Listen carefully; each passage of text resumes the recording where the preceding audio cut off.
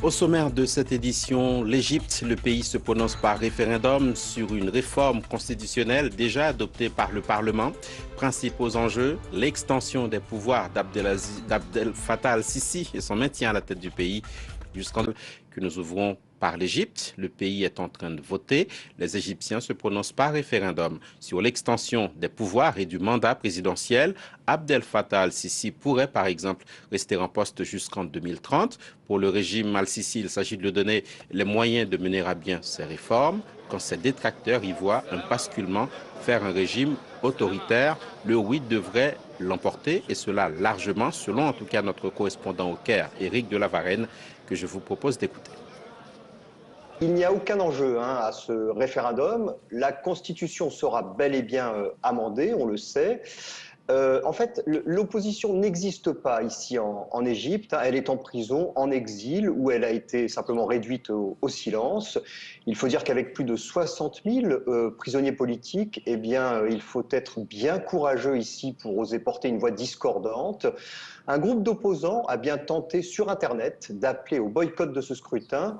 Mais les pages ont été bloquées et les opposants finalement menacés. Alors en attendant, la campagne pour le oui bat son plein. Les rues en Égypte sont couvertes de bannières colorées et d'appels à voter oui. Alors autant vous dire que ceux qui votent non, même dans le secret de ceux qui vont voter non, pardon, même dans le secret de l'isoloir, se sentiront bien seuls. Et je rappelle que l'année dernière, le président Abdel Fattah el-Sisi avait été réélu avec 97% des votes.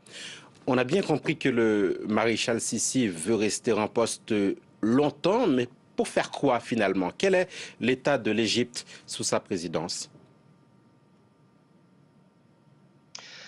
Alors écoutez, le bilan économique du président, selon les grandes chancelleries ici au Caire, est plutôt bon. Il a su mettre en place de grandes réformes courageuses, il faut le dire, au moment où l'économie égyptienne était complètement à plat. À partir de 2015-2016, grâce à une aide notamment de 12 milliards de dollars alloués par le FMI. Alors il a su relancer la croissance économique qui tourne autour de 5% désormais, notamment avec des grands chantiers comme la nouvelle capitale qui devrait voir le jour dans quelques années et le grand musée du Caire.